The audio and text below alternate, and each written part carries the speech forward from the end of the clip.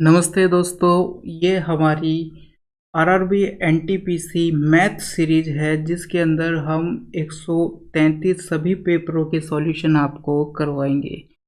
तो इससे पहले 5 पेपर आपको करवाए जा चुके हैं। ये पेपर छठा है जो 30 दिसंबर 2020 को सेकंड शिफ्ट में हुआ था।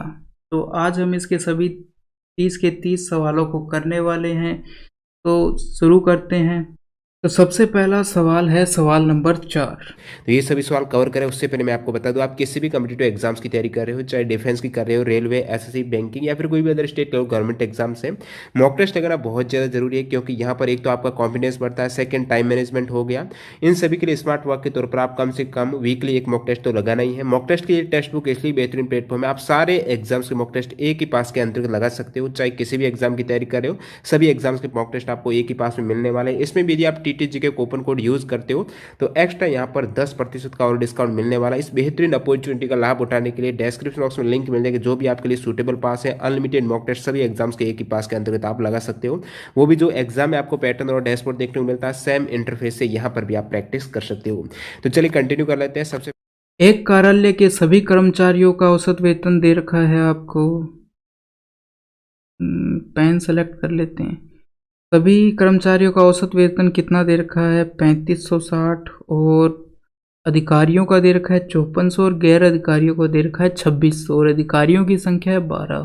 तो गैर अधिकारियों की संख्या ज्ञात करनी है। तो औसत दे रखा है आपको सभी का 3560 और अधिकारियों का है 5400 और गैर अधिकारियों का जो है वो है 2600। तो यहाँ कितना डिफरेंस आता है हम निकालते हैं। घटाने पर 0 4 और ये 6 और 1 8, ये 1840 आ जाएगा।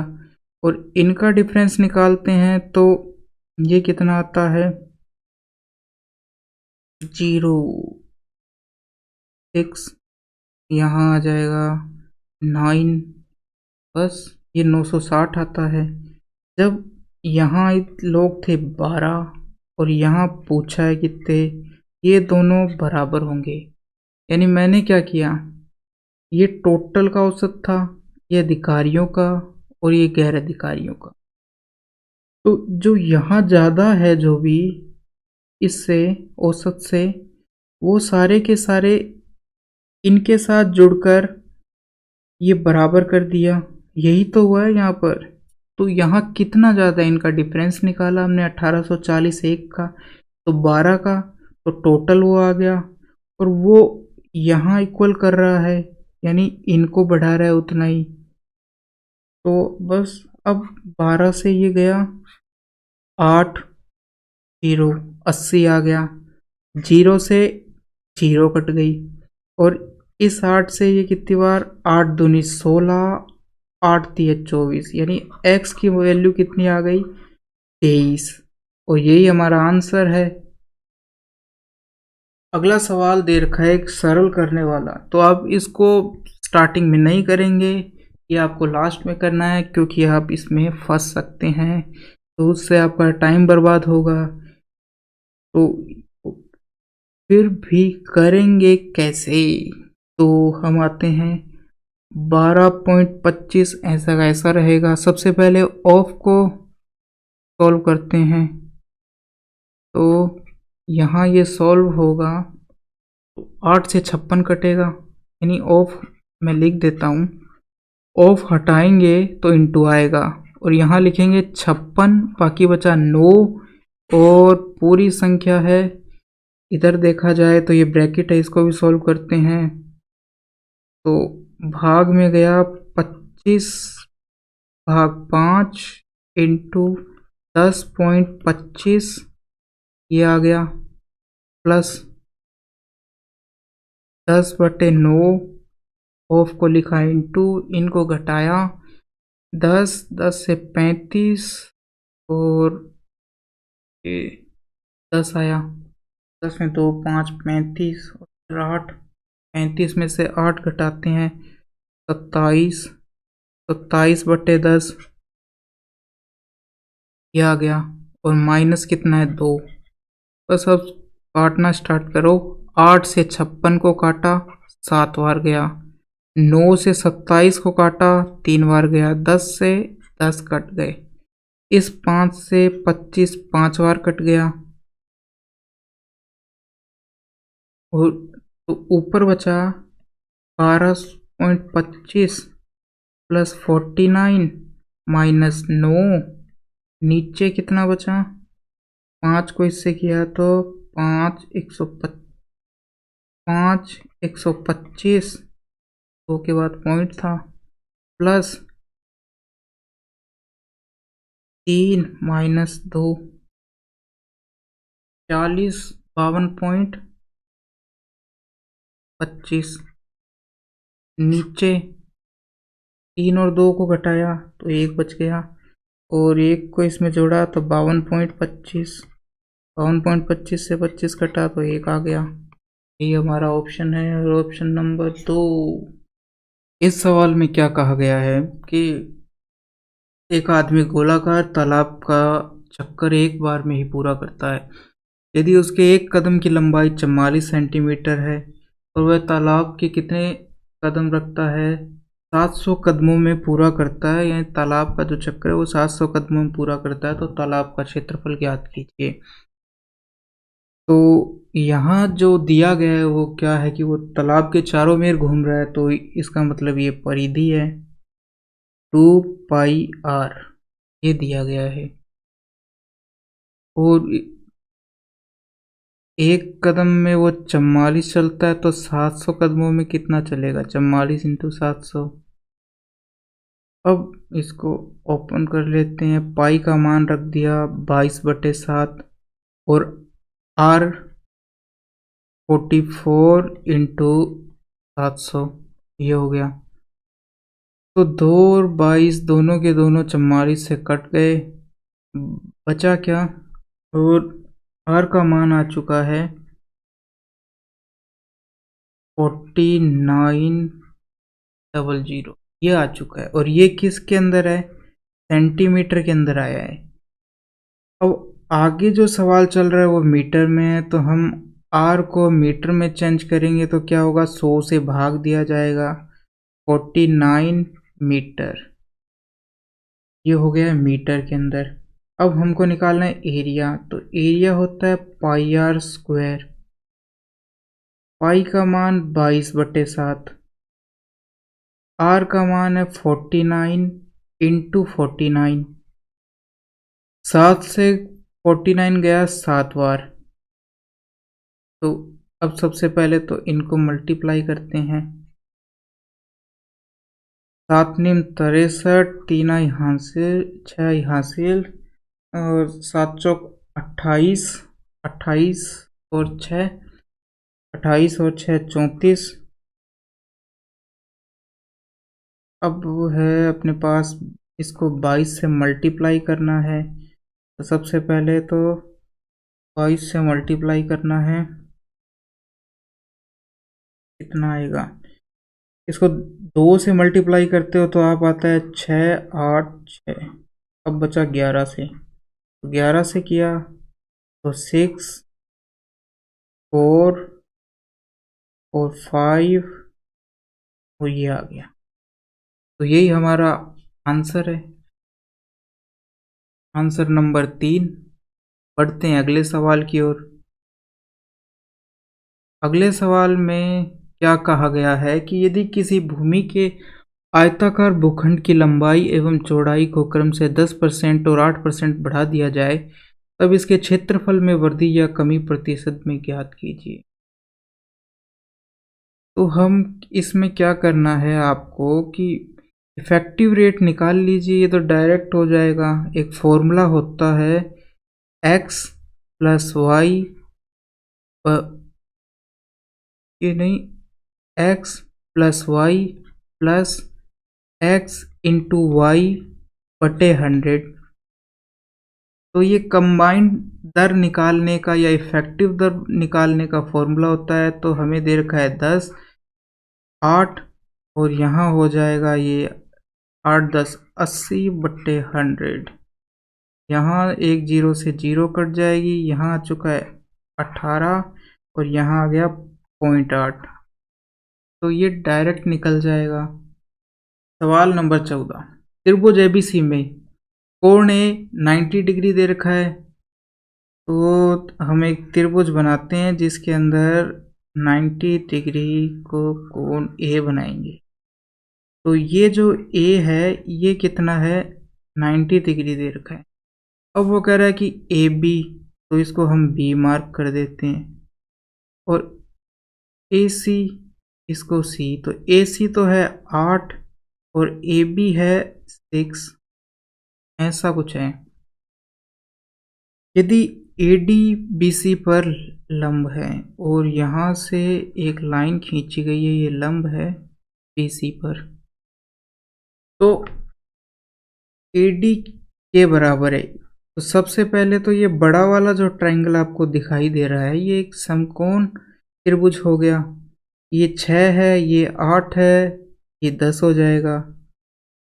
ये ट्रिपलेट होता है, 3 4 5। यदि इस पूरे को आप 2 से मल्टीप्लाई कर देते हो तो क्या हो जाएगा, 6 8 10। तो ये ट्रिपलेट भी काफ़ी बार पूछा जाता है, इसलिए इसकी वैल्यू आपको ध्यान में रहनी चाहिए। बाकी आप पाइथागोरस प्रमेय से निकाल सकते हैं। तो ये भुजा आ गई 10। अब ये कोण थीटा है मान लिया, तो एक तो ये त्रिभुज, एक ये त्रिभुज और एक ये त्रिभुज, ये तीनों एक दूसरे के क्या होते हैं, समरूप होते हैं। तो बड़ा वाला त्रिभुज को हम क्या करेंगे, इस छोटे वाले त्रिभुज के समरूप कर कर ये AD निकाल लेंगे। तो बड़े वाले त्रिभुज में थीटा के सामने वाली भुजा 8 है और 90 के सामने वाली भुजा 10 है। हमने किया थीटा के सामने वाली भुजा ऊपर और 90 के सामने वाली भुजा नीचे बड़े वाले में। इसी प्रकार छोटे वाले में करेंगे। थीटा के सामने वाली भुजा कौन सी है, AD, क्योंकि मुझे ये निकालनी थी इसलिए मैंने थीटा इसे लिया है इसके। और इसी प्रकार 90 के सामने वाली इस त्रिभुज में कौन सी है भुजा, ये है 6, तो नीचे 6 आ गया। तो AD कितना आ गया, AD आ चुका है 8 × 6/10 और ये आता है 48/10 और इसको हम लिख सकते हैं 4.8। ये हमारा ऑप्शन नंबर 3 करेक्ट है। इस सवाल में a cube plus B cube, इसका फॉर्मूला होता है a plus B, A square plus B square minus A B. यदि प्लस वाला पूछा जाए तो सबसे पहले ब्रैकेट में प्लस आएगा, फिर यहाँ माइनस आ जाएगा, और माइनस वाला पूछा जाएगा तो यहाँ पहले ब्रैकेट में सेम उतार देंगे, यानी माइनस आएगा और यहाँ प्लस आएगा। तो अब हमें, हमारे पास a प्लस बी का मान है, ए स्क्वायर प्लस बी स्क्वायर का मान है, ए बी का मान नहीं है, तो ए बी का मान हमें निकालना पड़ेगा। हम कैसे निकालेंगे, हमारे पास एक फॉर्मूला होता है a प्लस बी का होल स्क्वायर बराबर a square plus B square plus 2ab, ये होता है। तो a प्लस बी का मान 10 है तो ये हो जाएगा 100। ए स्क्वायर प्लस बी स्क्वायर का मान 68 है, साथ में लिख देंगे 2ab। 100 में से ये 68 इधर आकर घटाया जाएगा तो 32 बचेगा बराबर 2ab। तो ab बराबर कितना आ जाएगा, 16 आ जाएगा। तो बस अब हमें इस फॉर्मूले में मान रखना है। ab का मान है 10 और ए स्क्वायर प्लस बी स्क्वायर का मान है 68 और यहाँ है माइनस, और ए बी का मान कितना है 16। तो 68 में से 16 घटाएंगे तो कितना बचेगा, 2 और ये 5 इंटू यहाँ है 10, तो 520। Option number 1। इसमें सबसे पहले ऑफ और ब्रैकेट को आप सॉल्व कर लीजिए। तो ऊपर तो कोई ब्रैकेट है नहीं, तो सबसे पहले ऑफ को ही सॉल्व करेंगे। 25 प्लस ऑफ को हटाएंगे तो बीच में इंटू का निशान आ जाएगा, 3 8 24 माइनस 4 अपॉन 27, और यहाँ सबसे पहले ब्रैकेट सॉल्व किया तो आया 4। अब इनको किया तो यहाँ कितना आ जाएगा 12, तो ऊपर तो बच गया 4, इसमें से 20 45 आ जाएगा, और नीचे की बात करते हैं तो इसमें से 12 घटाएंगे तो 15 आ जाएगा।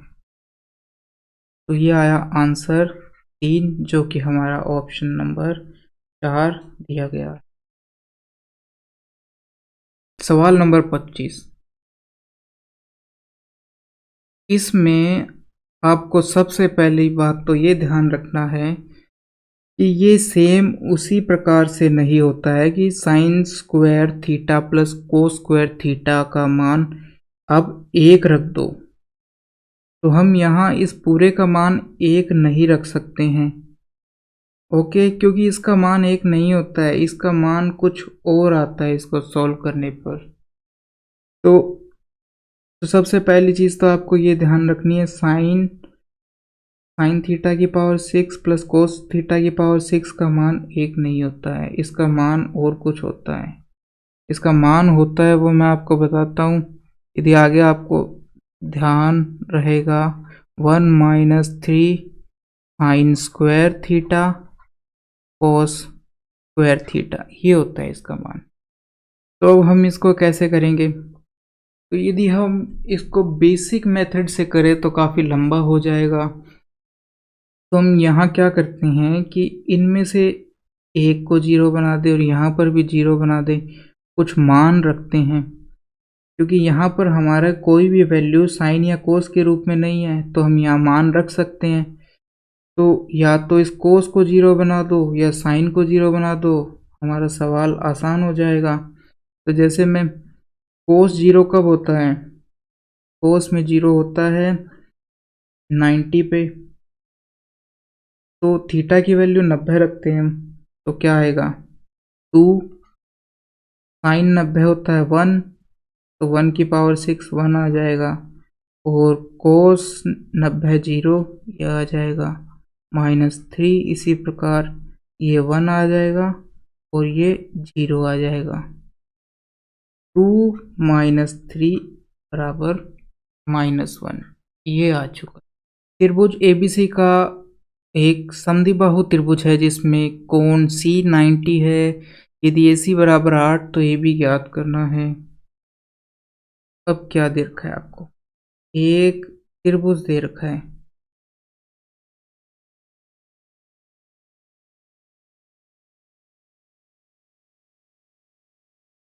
तो इसको हमने C बना लिया, इसको A बना देते हैं और इसको B बना देते हैं। अब वो कह रहा है कि समद्विबाहु त्रिभुज है, तो ये भुजा AC दे रखी है 8, तो ये भुजा समद्विबाहु त्रिभुज में समकोण बनाने वाली दोनों भुजाएं बराबर होती है। ये भुजा और ये वाली भुजा, ये कभी भी बराबर नहीं हो सकती दूसरी भुजा के, जब समद्विबाहु त्रिभुज हो।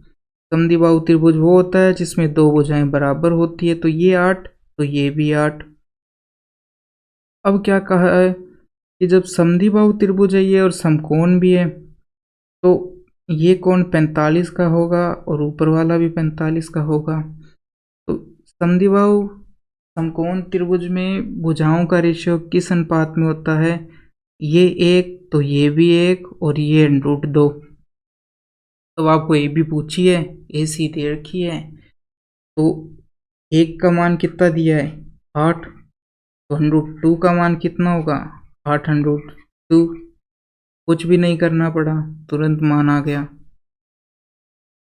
चलो बढ़ते हैं आगे। इस सवाल में क्या दे रखा है, देखो इस सवाल को करने का बेस्ट मेथड ये है कि सबसे पहले आप, इनमें क्या दे रखा है, दो संख्याओं का योग और उनके बीच का अंतर से 5 गुना है। कहा है कि x + y है जो 5 गुना किसका है, इनके अंतर का। तो दो संख्याओं का योग, और इसको मैं इधर ले आता हूँ, तो इधर क्या बचा 5, और 5 के नीचे कुछ नहीं है तो हम मान लिया 1। ये रेशियो के अंदर है। अब देखो, यदि आपके पास x प्लस वाई और x माइनस वाई दिए हो तो x y का मान निकालने का सबसे आसान तरीका क्या है?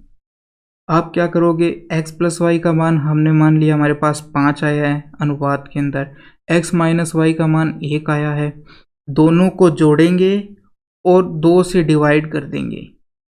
वापस सुनिए, ऊपर वाला और नीचे वाला जो अंतर और योग है दोनों को जोड़ेंगे और 2 से डिवाइड कर देंगे तो हमारे पास x का मान आ जाएगा, और दोनों को घटाएंगे और 2 से डिवाइड कर देंगे तो y का मान आ जाएगा। बस 5 और 1 6, तो 6 को 2 से डिवाइड किया तो कितना आया 3, तो x का मान आ गया आपके पास 3। और y का निकालना है तो दोनों को घटाया, 5 माइनस 1 4, और 4 को आधा किया 2। बस इतना आसानी से, नहीं तो हमें इधर से इनका क्रॉस मल्टीप्लिकेशन करना पड़ता है और सॉल्व वगैरह करने पड़ते हैं, का मान रखना पड़ता है। तो सबसे इजी तरीका यही है।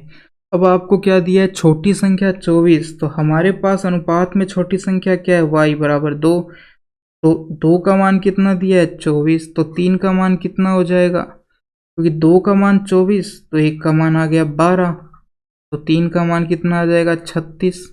इस सवाल में क्या है कि हमको सबसे पहले अंदर वाला ब्रैकेट सॉल्व करना पड़ेगा, फिर उसके बाहर, फिर उसके बाहर, फिर उसके बाहर। तो सबसे अंदर क्या है 11 माइनस 12, ये तो सबसे पहले भाग किया, इसको 4 आए और 4 में से 11 घटाए तो 7 आ गए, तो यहाँ हमारे पास बचे हैं 7। अब 7 के बाद में आगे क्या बचा, ये सबसे पहले भाग है और यहाँ ऑफ है, तो यहाँ पहले ऑफ सॉल्व होगा, तो ये तो -7 आ गया है। अब इनको किया तो यहाँ 12 आ जाएंगे, फिर भाग 84, ये आ गया, ये एक ब्रैकेट में बंद है। तो 12 7 84 और 7 7 से गया तो ये ब्रैकेट का वैल्यू तो 0 आ गया। अब इसके बाहर क्या बचा है, 135 बचा है, और इस ब्रैकेट के बाहर -245 बचा है। ओके, तो बस ये तो 0 है। अब हमारे पास दो ही चीज़ें बची है, इन दोनों को आपस में घटा देते हैं, तो 205 में से 5 गया 0, और 4 में से 3 गया 1, तो ये 1। बस, तो देखो कितना कम टाइम लगा इस अप्रोच से यदि आप करोगे, नहीं तो बाकी अप्रोच यदि हम लिखने बैठेंगे तो उससे टाइम काफ़ी ज़्यादा लग जाता है। अब अगला सवाल है हमारे पास 33, इसमें क्या है, x की पावर 4 प्लस 1/x की पावर 4 का मान दे रखा है और क्यूब का मान निकालना है। तो सबसे पहले तो आपको यहाँ पर कुछ फॉर्मूले ध्यान होने चाहिए, तभी आप इस सवाल को कर पाओगे। तो सबसे पहले x प्लस 1/x का मान पता होना चाहिए। यदि दे रखा है k, तो x square plus 1/x square का मान, यदि ये k दे रखा है तो इसका मान क्या होगा, k स्क्वायर -2। यदि यहाँ माइनस दे रखा है x माइनस 1/x बराबर k दे रखा है, तो ये क्या होगा, यहाँ प्लस आ जाएगा k स्क्वायर प्लस 2। जब यहाँ प्लस होगा तो यहाँ माइनस, और यहाँ माइनस होगा तो यहाँ प्लस। इसके बाद में आपको एक फॉर्मूला ये भी ध्यान रखना है, x प्लस 1/x बराबर यदि k दे रखा है तो क्यूब का मान क्या होगा,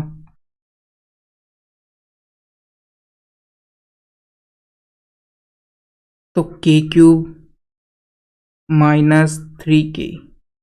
बस ये 3 फॉर्मूले याद होने चाहिए और इनका यूज काफ़ी ज़्यादा भी होता है। तो सबसे पहले तो आप इन्हीं को याद कर लो, उसके बाद में आप आगे बढ़ना। अब देखिए हमारे पास दे रखा है x की पावर 4 प्लस 1 अपॉन एक्स की पावर 4। तो हम क्या करेंगे कि क्यूब का मान निकालना है हमको, x cube plus 1 upon x cube. तो इसका मान कैसे निकालेंगे? तो सबसे पहले तो हमको एक्स स्क्वायर निकालना पड़ेगा। तो जो ये पहला वाला फॉर्मूला है इसका उल्टा करना पड़ेगा, यानी कि ये दे रखा है और ये वाला निकालना पड़ेगा, ये दे रखा है। तो यहाँ 194, यहाँ यदि घटाया है तो उल्टा होगा, तो क्या होगा? 2 जोड़ना पड़ेगा। यहाँ दे रखा है 194, तो इसमें 2 जोड़ा कितना हो गया? 196। और 196 का वर्गमूल लोगे तो आपको कितना आएगा? 14 आ जाएगा तरीके से। अब वापस से स्क्वायर बन गया, ये वैल्यू तो आ गई है स्क्वायर की, इसकी x square plus 1 upon x square. अब इससे एक्स प्लस 1 अपॉन एक्स निकालना है, तो हम क्या करेंगे? वापस से यही करना पड़ेगा। अब आया 14, 14 में 2 जोड़ दिया 16, और 16 का इसका अंडरूट लेंगे तो कितना आ जाएगा? इसका अंडरूट लेंगे तो आ जाएगा आपके पास 4। अब क्या है कि x प्लस 1 अपॉन एक्स का मान तो आपके पास 4 आ गया है। तो ये जो तीसरा फॉर्मूला है इसमें रख दो। 4 का क्यूब किया 64 माइनस 3k, यानी 3 इंटू 4 12, घटाने पर कितना आएगा? 52। Option number 3।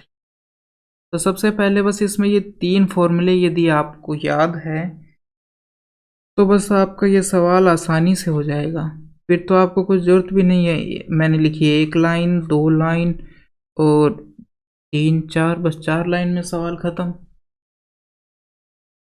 सवाल नंबर 35। और एक आदमी रेलगाड़ी से 420 किलोमीटर की दूरी तय करता है जो 75 किमी प्रति घंटे की चाल से चलती है, और वह 50 किमी प्रति घंटे की चाल से चलने वाली कार से वापस आता है, तो पूरी यात्रा की उसकी औसत चाल बतानी है।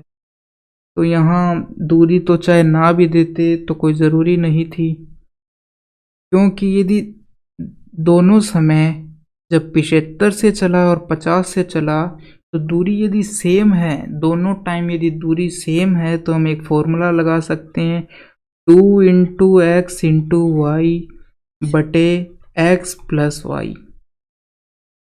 यहाँ 2 एक्स का मान 75 लिखेंगे और वाई का मान 50 लिखेंगे बटे 75 इंटू 50, 75 प्लस 50, ये प्लस है।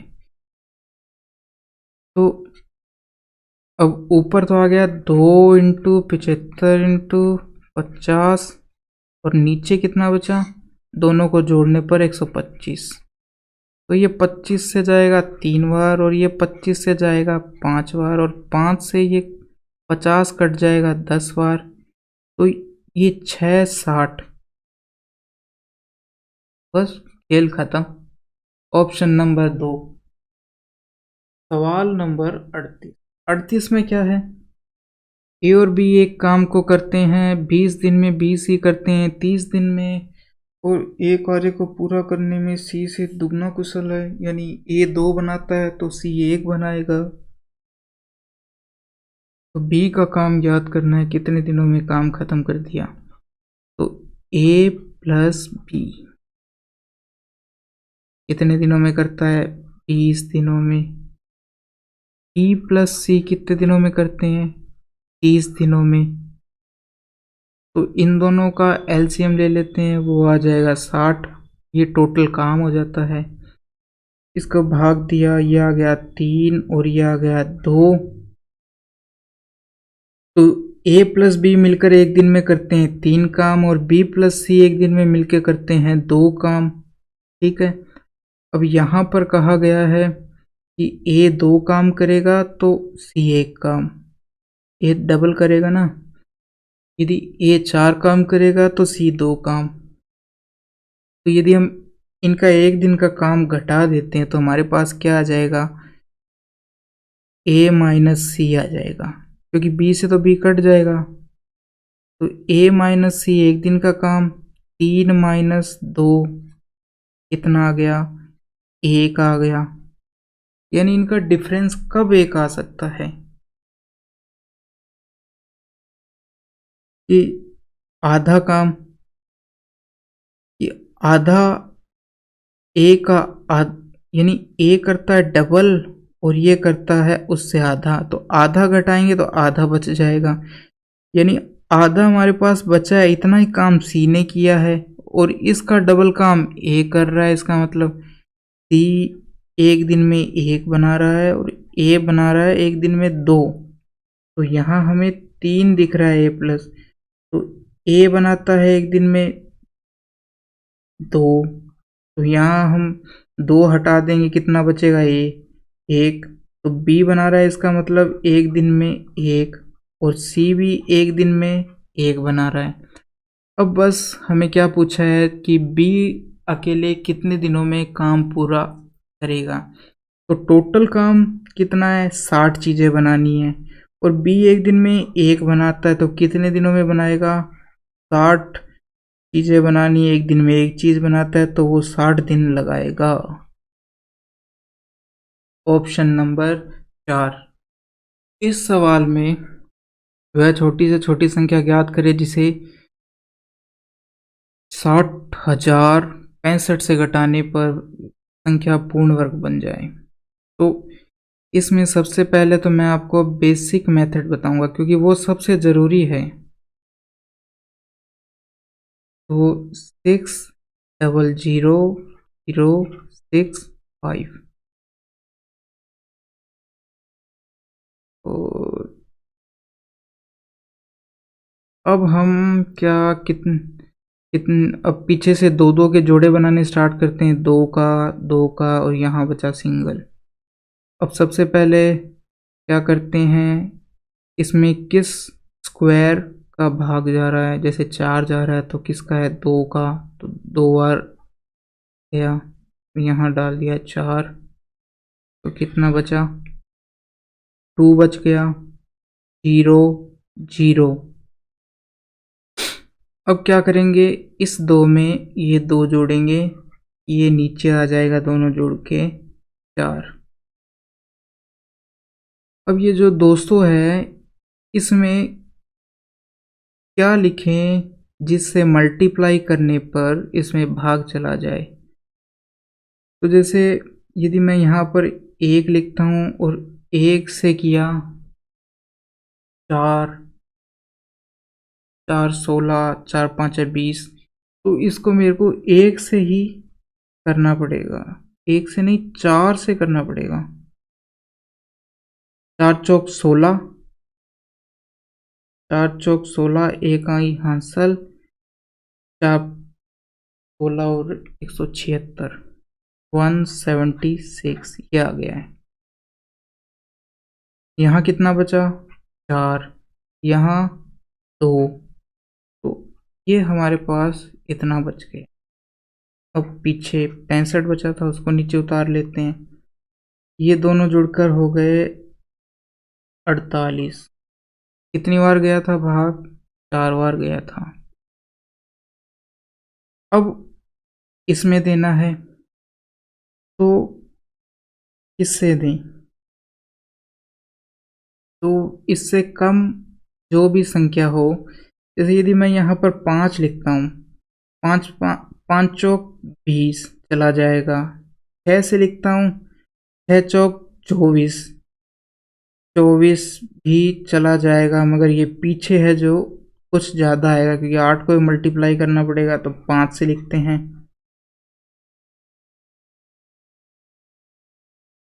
5 5 25, 5 5 25 का आया 5, 2 आई हासिल, 40 और 2 42 का 2, 4 20 और 2 22, कितना आ गया? घटाने पर कितना बचा? 0, 4,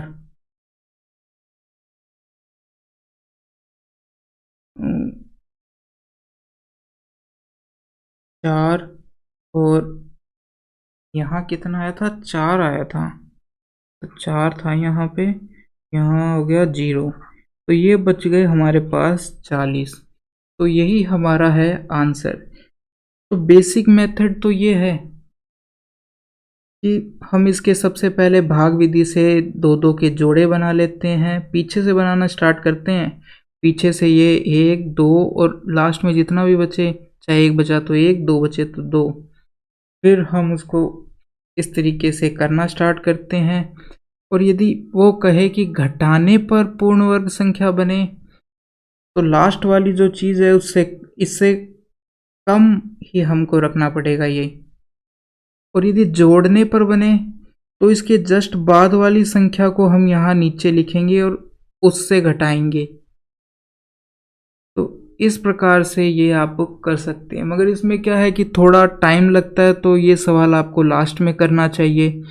बाकी दूसरी चीज़ ये है कि हम यहाँ कुछ चीज़ें अंदाज़ा लगा सकते हैं, जैसे कि पीछे यदि 5 आता है, सबसे पहले हमको सबको घटाना पड़ेगा इसमें से, चारों ऑप्शन को ऑप्शन से कर रहे हैं हम। 6 0 0 3 5, दूसरा ऑप्शन घटाते हैं 6 0 0 2 5, तीसरा ऑप्शन घटाते हैं 6 0 0 4 5, चौथा ऑप्शन घटाते हैं 6 0 0, ये पूरा 0 चला गया और ये बच जाएगा 3, इस प्रकार से। तो आप एक चीज़ नोटिस कर सकते हो कि चौथा ऑप्शन क्यों नहीं हो सकता, क्योंकि यदि ये पूर्ण वर्ग होता तो यदि पीछे 2 जीरो आनी चाहिए, क्योंकि 2 जीरो से 1 जीरो बनता है। जैसे कि 100 है तो वो किससे बना है? 10 इंटू 10, यानी 2 जीरो से 2 जीरो दिखेगी आपको उसमें, यानी 10 का वर्ग क्या होगा? 2 जीरो। तो ये ऑप्शन तो हमारा हो नहीं सकता, कट हो गया। अब बाकी बचे ये, तो जिस भी ऑप्शन में पीछे 5 आता है उसके वर्ग में हमेशा पीछे 25 आता है।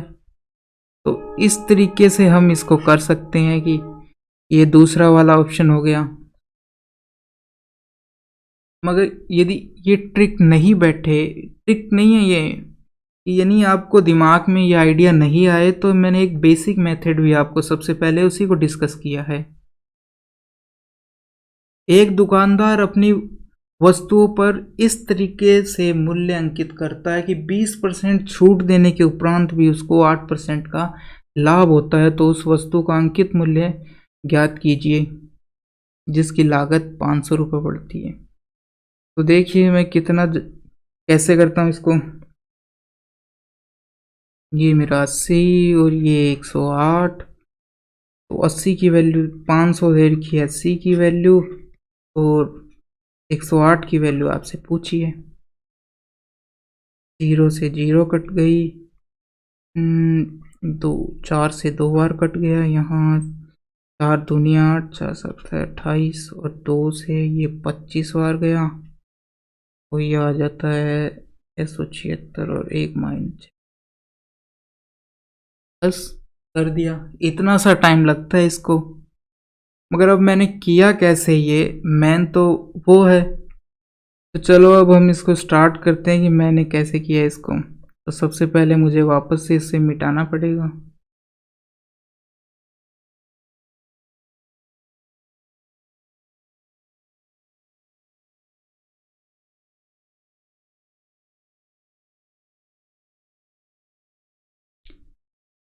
तो क्या होता है कि एक तो होता है मूलधन और एक होता है अंकित मूल्य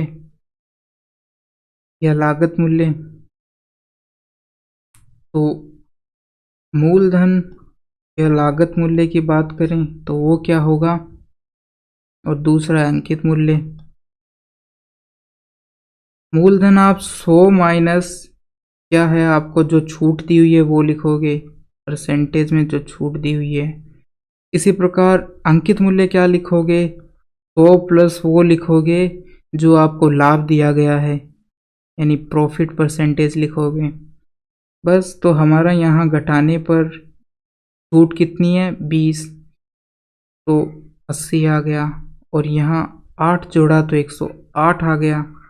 अब उसने लागत मूल्य यही तो कहा है कि 80 की वैल्यू कितनी है, 500, तो मैंने 500 को कहा कि 500 किसकी वैल्यू है, 80 की, तो 108 की वैल्यू कितनी होगी।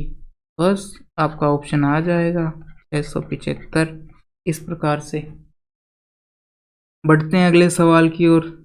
सवाल नंबर 46, और इसमें दिया गया है यदि x अनुपात y इतना इतना है तो इसका मान निकालिए। तो देखो क्या करेंगे कि ये हो गया 9x प्लस 4y, और ये हो गया 18x प्लस 3y। अब मैं क्या करूँगा, इस y को नीचे ले आऊँगा, तो किसके नीचे आएगा, इसके नीचे आ जाएगा, यहाँ केवल 4 बचेगा। इसी प्रकार यहाँ x प्लस वाई, और यह आ जाएगा 3। अब बस इनका मान रख दो। मान क्या है, दे रखा है आपको, ये 9 आ गया इंटू 4/9 प्लस 4। इसी प्रकार 18 इंटू 4/9 प्लस 3। अब ये 9 से 9 कट गया, और यहाँ 9 से 18 दो बार कट गया, तो यहाँ बचा 4 और 4 8 आ गया है, और नीचे बचा है 2 को 4 से किया तो 8, 8 और 3 11। तो ऑप्शन नंबर 8 11, यही तो अपना अनुपात आ रहा है, 8:11। 500 से छोटी वह बड़ी से बड़ी संख्या ज्ञात कीजिए जो ये से विभाज्य हो सके, यानी इन सभी से डिवाइड होने वाली संख्या जो कि 500 से जस्ट छोटी है। तो इन तीनों का सबसे पहले तो आप एलसीएम निकाल लीजिए। तो देखो, एक तो 6 है हमारे पास, एक 14 है और एक 28 है, तो इसके टुकड़े करते हैं तो कितने आते हैं, 2 और 3। इसके टुकड़े करते हैं तो 2 और 7। इसके टुकड़े करते हैं तो 2 की पावर 2 और एक 7। तो अब इनमें से सभी संख्याओं के लेंगे और जिनकी पावर सबसे ज़्यादा है उनको, जैसे सबसे पहले 2 की पावर सबसे ज़्यादा किसमें, इसमें, तो 2 की पावर 2 को ले लिया। 3 सबसे ज़्यादा एक बार ही है तो ले लो 3।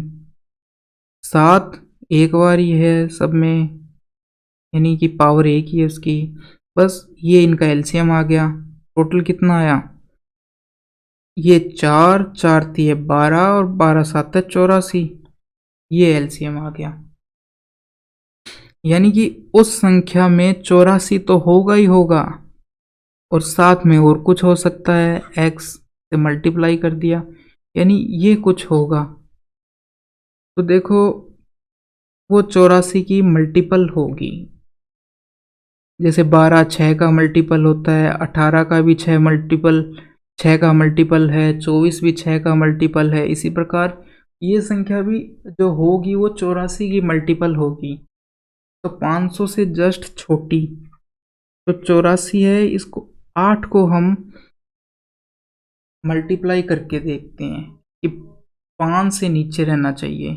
तो जैसे 4 4 8 32, आगे बढ़ो, 5 से किया तो 40, आगे चलते हैं, 6 से किया 48, हाँ ये हो सकता है काफ़ी, 7 से तो ऊपर चला जाएगा, 56 आ जाएगा।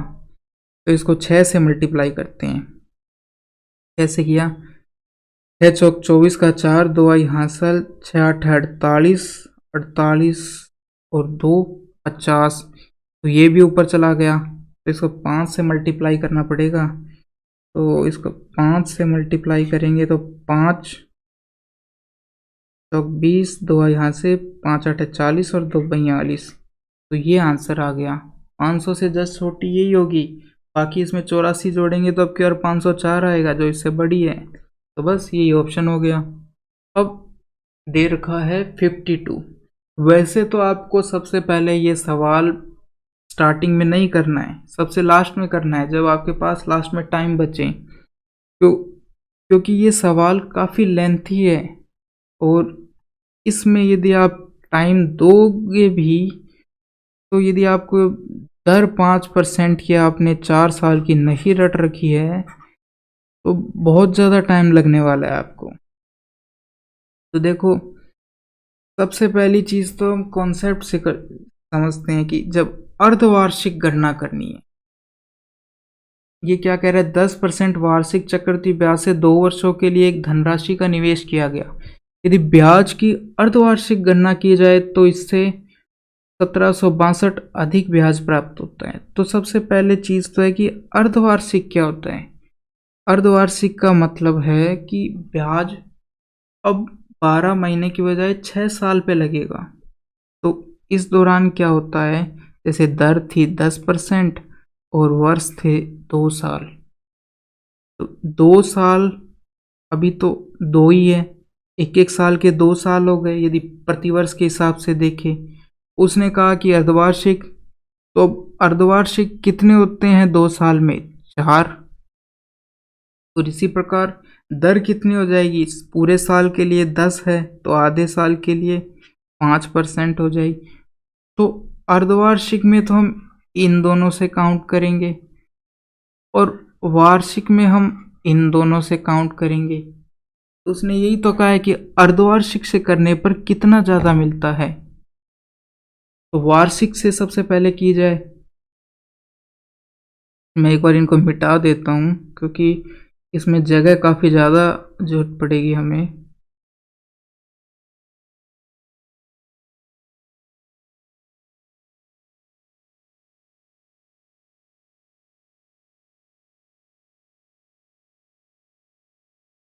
तो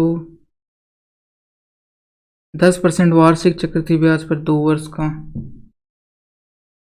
तो हम क्या करेंगे, इफ़ेक्टिव रेट निकालेंगे। इफ़ेक्टिव रेट का मैंने आपसे अभी थोड़ी देर पहले फॉर्मूले की बात करी थी कि 10 + 10 + 10 × 10/100, इस तरह की बात करी थी। तो इन सब को करने पर 21 आता है। तो 10% से 2 साल की जो इफ़ेक्टिव रेट है वो कंपाउंड, यदि हम रेट को कंपाउंड कर देते हैं तो वो 21 हो जाती है। इसी प्रकार 5% की 4 साल के लिए सबसे पहले तो आपको इस प्रकार से करना पड़ेगा, फिर जो आएगा उनको आपस में वापस से करना पड़ेगा। तो 5% की 4 साल के लिए आपको याद करनी है और ये सवाल काफ़ी रेयर पूछे जाते हैं, 4 साल का चक्रवृद्धि ब्याज। तो बाकी आप 10% और 5% की 2 साल, 3 साल, 4 साल की दर याद कर सकते हैं। तो 5% की 4 साल के लिए कंपाउंड रेट क्या होगी, ये हो जाएगी 21.550625 होती है, मगर अपने को इतना ध्यान रखने की जरूरत नहीं है, बस 55 भी रखेंगे, 21.55 ध्यान रखो आप, उससे भी हो जाएगा। तो देखो, जब वार्षिक निकालते हैं तो टोटल कंपाउंड रेट क्या है, 21, और जब 5% अर्धवार्षिक निकालते हैं तो टोटल कंपाउंड रेट 4 साल की कितनी बनी है, 21.55। तो अब 21.55 से जो आएगा वो कितना ज़्यादा आएगा, इन दोनों को आपस में घटाने से 55, और 55 जो अंतर आया उसकी वैल्यू आपको दे रखी है 1762। बस तो अब हम इससे एक की वैल्यू निकाल लेंगे। एक की वैल्यू, ये जैसे पॉइंट है, पॉइंट नीचे 100 आएगा और इधर जाएगा 2 जीरो लग जाएगी, तो 55 की वैल्यू आ जाएगी 176200। अब इसको 5 से यदि डिवाइड करते हैं तो 5 से डिवाइड करने पर 5 ये 15, 5 5 है 25, 5 दूनी 10, 5 चौके 20, ये आ जाएगा। अब इसको 11 से भाग दो आप, 11 तिये, फिर 11 दूनी चला जाएगा। अब यहाँ पर भाग टूट गया है और टूट गया, फिर 40 बचा है, कुछ 3 आएगा। ठीक है, ये आ रहा है। किसकी वैल्यू है? 1 की वैल्यू।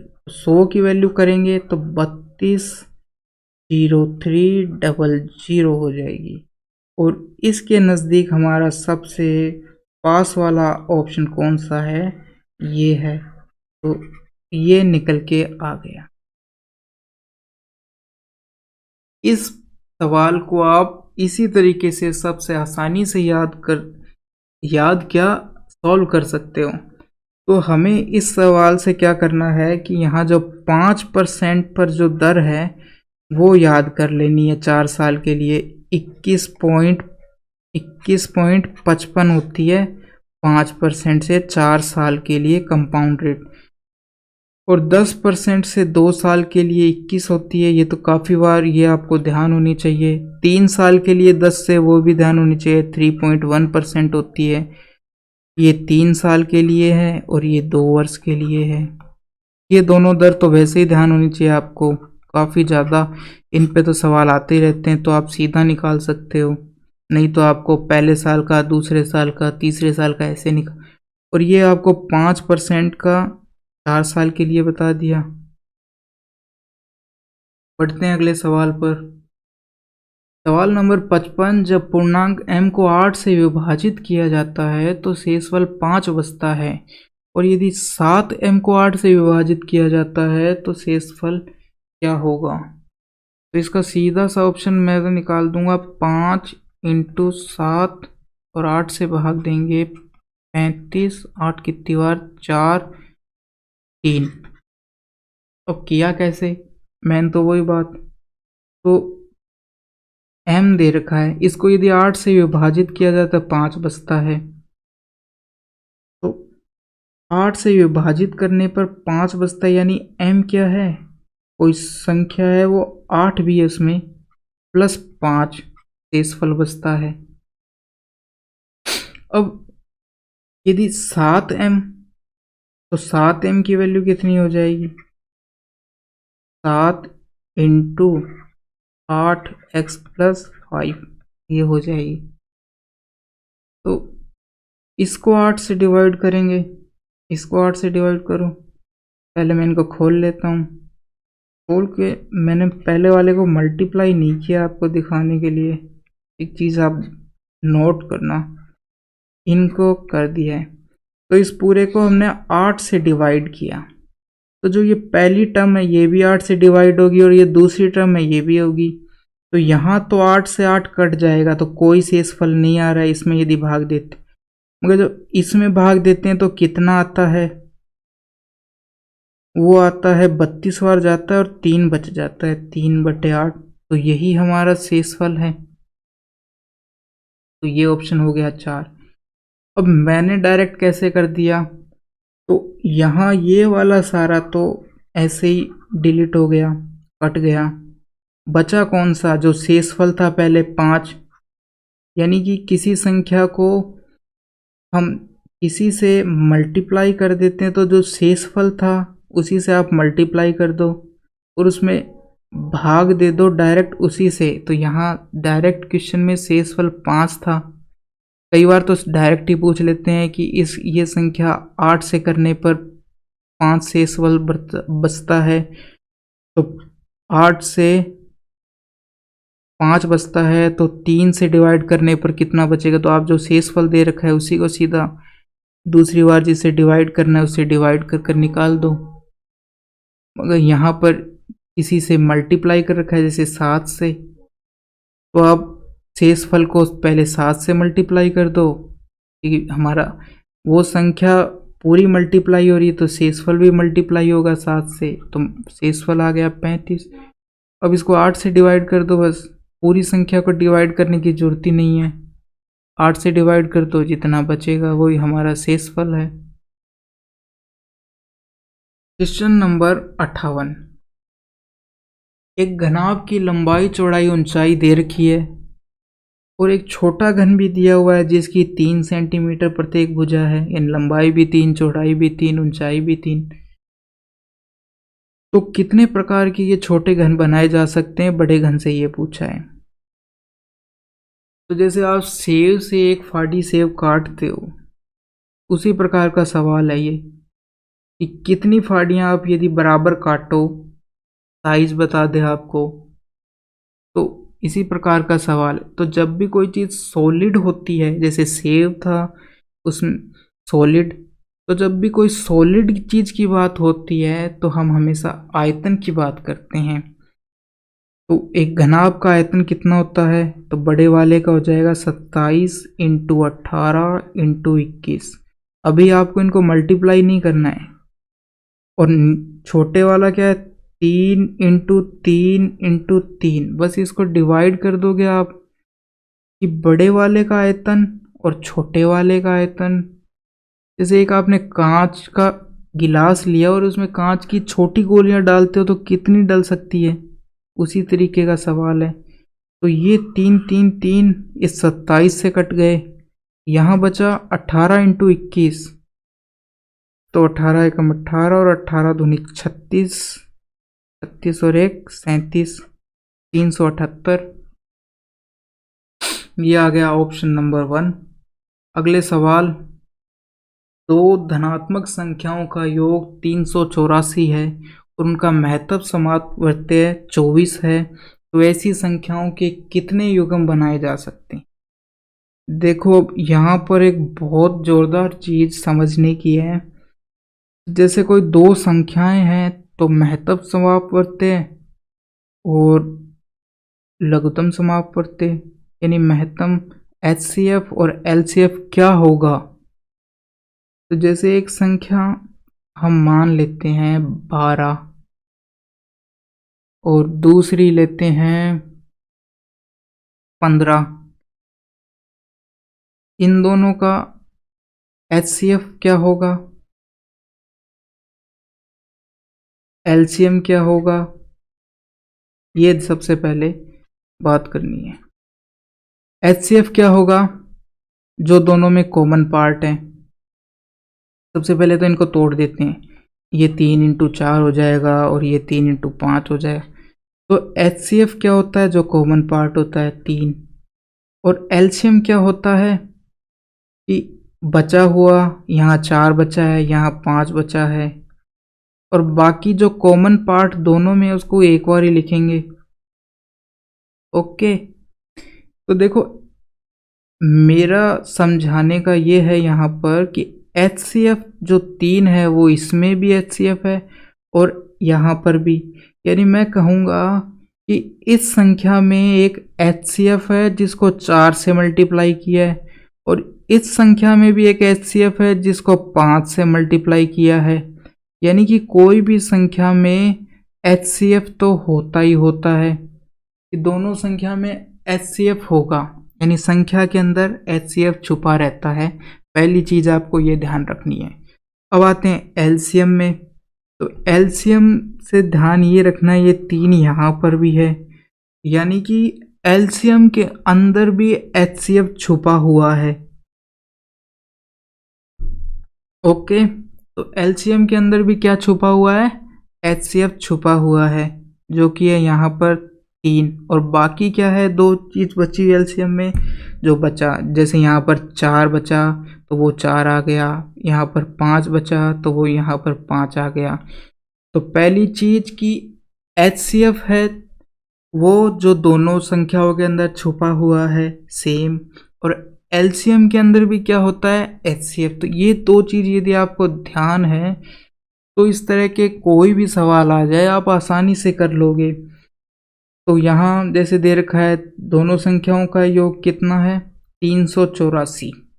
तो हमारे पास दोनों संख्याओं का योग कितना है, 384, और उसने HCF दे रखा है कि 24 है।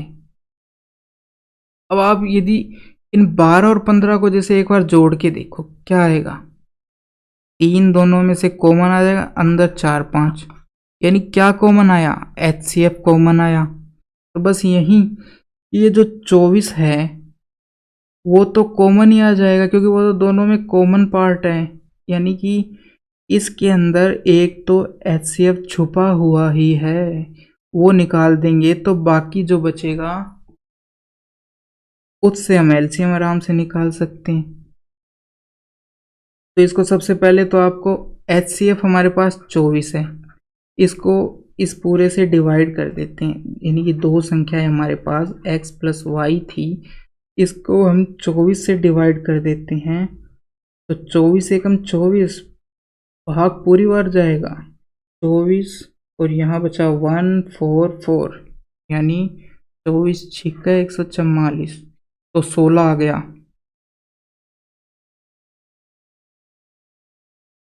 x प्लस वाई संख्या नहीं है, ये जो बचा हुआ पार्ट, जैसे यहाँ पर 4 बचा था, यहाँ पर 5 बचा था, ये 16 आ चुका है।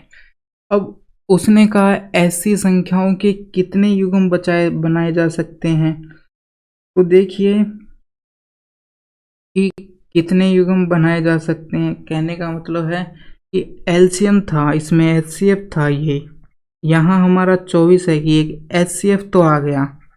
अब बाकी बचा जो पार्ट, एक एक्स है इसके अंदर और एक वाई है, ठीक है।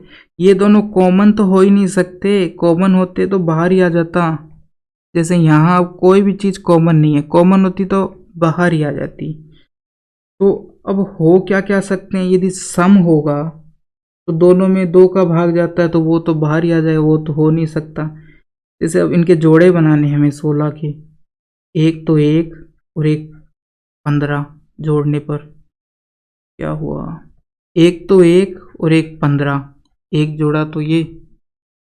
अब 2 और 14 तो हो ही नहीं सकता क्योंकि इसमें से 2 कॉमन आ सकता है, तो ये जोड़ा तो हो ही नहीं सकता। फिर लिख सकते हैं 3 और 13, फिर लिख सकते हैं 5 और 11, फिर लिख सकते हैं 7 और 7 14 एक 8, नहीं 7 और एक 9, ये आ सकता है। फिर क्या आ सकता है, और क्या आ सकता है, 8 और 8, नहीं ये नहीं आ सकता क्योंकि 8 8 होते तो दोनों कॉमन ही आ जाते। तो कितने जोड़े बने, 1 2 3 और 4, तो यहाँ पर 4 जोड़े बन सकते हैं, यानी कि ऐसी 4 संख्याएं हो सकती है। तो जैसे पहले में 1 और 15 है तो क्या होगी संख्याएं, 24 HCF था तो इसको 24 से मल्टीप्लाई किया, एक को 24 और यहाँ किया 24 को 15 से किया तो 15 चौको 60, 15 दूनी 30, 30 36, तो एक तो ये बन गया। इसी प्रकार यदि 3 और 13 थे तो उनसे मल्टीप्लाई कर देंगे 24 को, तो इस प्रकार 4 तरह की पॉसिबिलिटी यहाँ पर संभव है। तो इस तरीके के सवालों को आप इस प्रकार कर सकते हो। यदि आपको कोई सवाल समझ नहीं आए तो आप कमेंट में ज़रूर बताना, मैं उसमें और ज़्यादा सुधार करने की कोशिश करूँगा। अब सवाल नंबर 62, 2 मीनारों के बीच की क्षैतिज दूरी कितनी है, इतनी। पहली मीनार की चोटी का अवनमन कोण दूसरी मीनार के शीर्ष से देख। यदि अवनमन कोण बात कर रहा है वो, और जहां से देखा जाएगा वहां से अवनमन होगा, यानी कि इसमें बस यही चीज समझने की है। यदि जैसे 2 मीनार है, अब कौन सी छोटी है और कौन सी बड़ी है ये कैसे पता लगाएं, क्योंकि कोण तो देखो दोनों में एक ही होना है, चाहे कहाँ से भी आप नाप लो। यानी ये 30 है, वो ऊपर से देखेगा तो हम इसको 30 बना देते हैं, बात एक ही है, बस आप इसको 30 बना दी। अब मेन बात है कि हम कहाँ से देख रहे हैं। यदि वो अवनमन बोला है तो यानी कि ऊपर से देख रहे हैं। यदि वो उन्नयन बोलता तो हमारी मीनार छोटी, हम नीचे से ऊपर देखते, तो हम यहाँ से देख रहे हैं कि 30 डिग्री के एंगल पर दूसरी मीनार, कि पहली मीनार की चोटी का अनुमान कोण, ये पहली मीनार है, इसकी चोटी का अनुमान कोण दूसरी मीनार के शीर्ष से देखने पर इतना, और दूसरी मीनार की ऊंचाई भी उन्होंने दे दी 130, ठीक है। और दो मीनारों के बीच की दूरी कितनी दे रखी है, 40√3, ये इनके बीच की दूरी है। अब आपको एक चीज यहां पर ये करनी है कि एक समकोण त्रिभुज, जब कोण 30 हो तो दूसरा कोण अपने आप ही 60 का होगा और ये 90 का होगा, तो इनका एक रेशियो होता है, 30 के सामने वाली भुजा 1, 60 के सामने वाली भुजा √3 और 90 के सामने वाली भुजा 2, ये इस रेशियो में होती है। तो आपको ये वाली भुजा दे रखी है √3, यानी √3 का मान कितना दे रखा है, 40√3, तो एक का मान कितना हो जाएगा, 40, ठीक है। अब आप एक का मान आ गया तो आप किसी का भी निकाल सकते हैं, ये हो गया 40√3, इसको कर देंगे डबल से मल्टीप्लाई 80 और इसको करेंगे तो 40। अब उसने इस मीनार की ऊंचाई पूछी है तो हमारे पास इससे ये आ गया इतना कि ये 40 है यहाँ से लेकर यहाँ तक, और इसको यदि हम इसमें से घटा देंगे 130 में से तो ये इतनी कितनी बचेगी, 90, क्योंकि ये पूरी तो 130 थी ना, इतनी 40, तो बची हुई दूरी यहाँ से लेकर यहाँ तक कितनी होगी, 90 हो जाएगी। बस इसमें आप ये चीज़ यहाँ पर ये चीज़ ज़रूर ध्यान कर लीजिए, आपका सवाल काफ़ी शॉर्ट हो जाएगा, नहीं तो आप इन सब की कैलकुलेशन करने में टाइम निकालेंगे कि ये दे रखा है, फिर ये वाली भुजा भी हो गई, तो ये एक पाइथागोरस ट्रायंगल बन गया, इसका स्क्वायर करेंगे, फिर 30 है या फिर tan थीटा tan 30 बराबर x बटे ऐसे करेंगे। तो बस आप ये रेशियो याद कर लीजिए, 30 के सामने वाली भुजा 1, 60 के सामने वाली भुजा √3, 90 के सामने वाली भुजा 2, इस रेशियो में होती है। बस उनके मान निकाल लो और सवाल हो जाएगा आसानी से, यहीं से टाइम बचता है। यदि √ ये दे रखा है तो कैसे करेंगे, कुछ नहीं, स्क्वायर कर दो, यहाँ कितना आ गया 1225, यानी √ हट गया ऊपर से, इस इधर का स्क्वायर किया तो 32 भाग x बराबर इधर स्क्वायर हो गया 70 × 70, मैंने इसलिए लिखूंगा क्योंकि कट जाएंगे क्योंकि इधर भी ये मल्टीप्लाई में है। ये किसका स्क्वायर है, 35 का, तो आपको स्क्वायर याद होने चाहिए, मुझे जैसे 35 क्या 100 तक के स्क्वायर याद कर रखे हैं मैंने, तो इस प्रकार आपको कम से कम 50 तक के स्क्वायर तो याद होने चाहिए आपको यदि कैलकुलेशन फास्ट करनी है, यहीं से कैलकुलेशन फास्ट होती है, याद करने हैं और फिर उनकी प्रैक्टिस और करनी है, नहीं तो आप कहोगे कि इसको याद करने से कोई फ़ायदा ही नहीं है, हम तो भूल जाते हैं। 35 से काटा 70 को 2 बार और फिर वापस 35 से काटा 70 को इधर कट गए 2 बार, तो ये तो कट गया।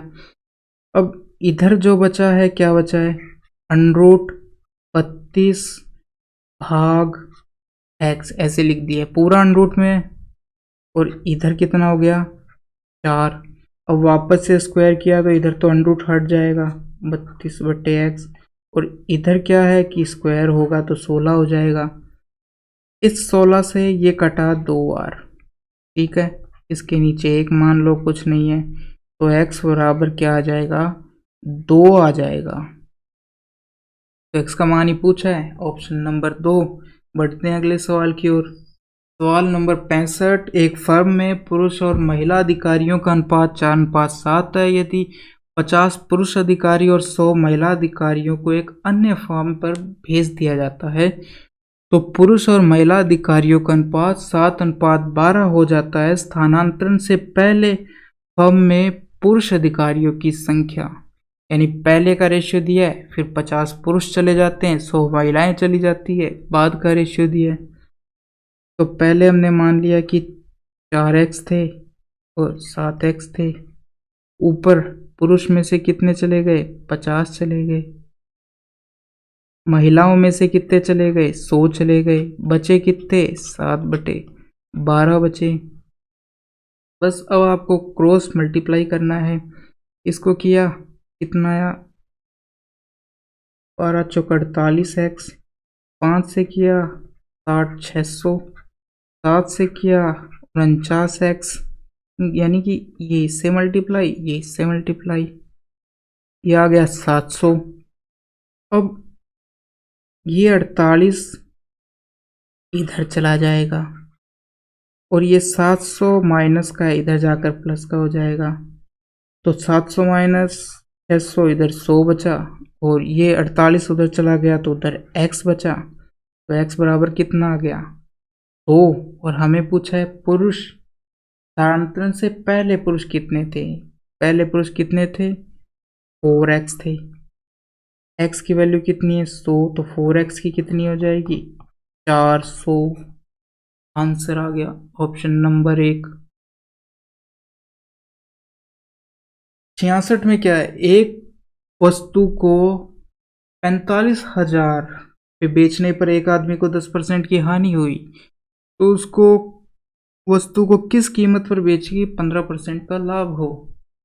यानी हानि होती है तब 90, यानी कि यदि हानि 10% की हानि पे बेचता है 90, लाभ पे बेचता है तो 115 में बेच रहा है बस। तो 45,000 किसकी वैल्यू है? 90 की, क्योंकि वो हानि पे बेचा है तभी तो 115 की वैल्यू निकालनी है बस, कर दो। आपको जो क्या बोलते हैं कि उसकी लागत मूल्य निकालने की जरूरत ही नहीं है। 0 से 0 कट गया, 9 से 500 500 आ गया, 5 5 25, 2 आई हासिल, 5 और 2 7, 5 एकम 5 और 00। क्या यही ऑप्शन है? यस, यही ऑप्शन है, ऑप्शन नंबर 1।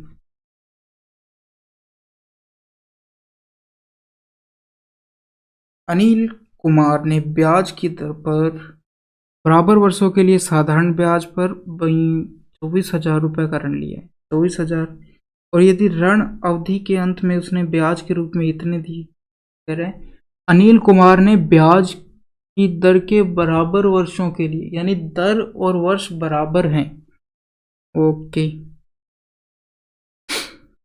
तो यानी कि SI साधारण सिंपल इंटरेस्ट क्या हो जाएगा? मूलधन P मान लेते हैं, प्रिंसिपल, रेट और समय दोनों बराबर है, दर और वही के वही क्या है, समय। तो इसको भी मैं R लिख सकता हूँ, बट्टे हम 100 करते हैं, ठीक है। तो बस अब R² की वैल्यू कितनी आ जाएगी? SI बट्टे P इंटू 100। SI है 19,440 और ये है 24,000, तो ये 100। तो ये 0 से 0 कट गई, इस 0 से भी ये 0 कट गई और इस 0 से भी ये 0 कट गई। 24 से कितनी बार जाएगा ये? 24 24, ठीक है, 144, 7 168, 8 192 और 24 एकम 24, यानी R² कितना आ गया है? 81 आ गया है। तो R की वैल्यू कितनी आ जाएगी? 9% आ जाएगी।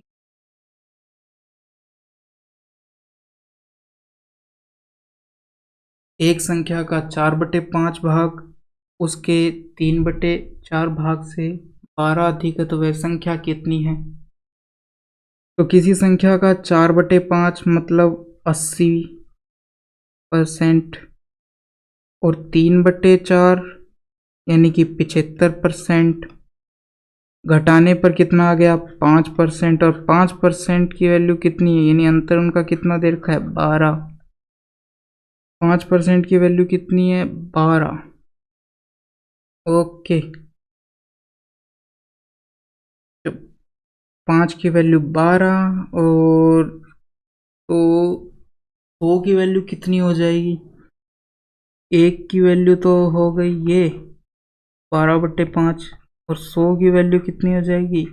12/5 इंटू 100, 5 से गया 20 बार 240। बढ़ते हैं अगले सवाल की ओर। सवाल नंबर 71। 3 संख्याओं में से पहली संख्या दूसरी से दुगनी है और पहली संख्या ही तीसरी संख्या की तिगुनी है। तो देखिए मैं क्या मानता हूँ। 3 संख्याएं, पहली संख्या को 6 मान लिया, दूसरी संख्या 3। अब देख लो, पहली संख्या दूसरी संख्या से दुगनी है, पहली संख्या तीसरी संख्या से 3 गुनी है, 2 का 3 6। तो यदि 3 संख्याओं का औसत, इन तीनों का योग कितना हो गया? 9 और 11। औसत कितना हो गया? 3 से, और दे कितना रखा है? 880। बस 11 से काटा, 80 आ गया। और एक की वैल्यू, ये 3 उधर चला जाएगा तो एक की वैल्यू कितनी आ गई? 240 आ गई। ठीक है, अब हमें जिसकी भी पूछे उसकी निकाल सकते हैं यदि एक की है। सबसे छोटी पूछी है, सबसे छोटी 2 है, तो 140 को 2 से किया, एक की वैल्यू 1, 2 की वैल्यू 480 आ जाएगी।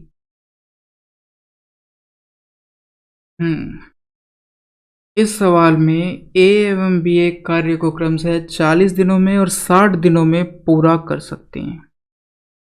यानी कि कह रहा है वो, ए और बी 2 लोग हैं। ए करता है 40 दिनों में काम पूरा, बी करता है 60। वे कुछ दिन साथ में काम करते हैं, फिर बी कार्य को छोड़ देता है, यानी बी की लड़ाई हो गई, और ए बचा हुआ कार्य 10 दिनों में पूरा करता है। ठीक है, तो बी कितने दिनों में कार्य करेगा? तो सबसे पहले दोनों का एलसीएम लिया, 120। हाँ ठीक है, इसमें दोनों का भाग जाता है। या फिर आप ऐसी भी संख्या ले सकते हैं जिसमें दोनों का भाग जाता है, कोई ज़रूरी नहीं है एलसीएम लेना। तो 40 यहाँ आ जाएगा 3, यानी एक दिन में 3 बनाता है। इसको भाग दिया तो 2, यानी एक दिन में 2 बनाता है। तो ए बनाता है एक दिन में 3, बी बनाता है 2। तो अब बी ने बचा हुआ कार्य 10 दिनों में किया, इसने ए ने, ए एक दिन में 3 बनाता है, तो 10 दिनों में कितनी बनाएगा? 3 इंटू 10, 30 बना दी इसने। टोटल थी 120 यूनिट, 120 में से 30 बना दी तो कितनी बच गई? 90 बच गई। 90 बच गई। और 90 कैसे बनाई थी? दोनों ने मिलके, दोनों, ये 3 बनाता है, ये 2 बनाता है, तो दोनों 5 बनाते हैं। तो 90 को कितने दिनों में बना देंगे? 5 एकम 5, 5 8 40। ये 18 दिन तो साथ काम किए, और उसके बाद में 10 दिन केवल ए ने काम किया। तो यही पूछा है कि अलग होने से पहले उन्होंने कितने दिन काम किया? 18 दिन। तो दोस्तों आज का हमारा सेट कंप्लीट हो चुका है, और यदि आपको कोई सवाल समझ नहीं आया है तो कमेंट में लिख देना, जिससे उसको मैं और अच्छे से एक्सप्लेन करने की कोशिश करूँगा।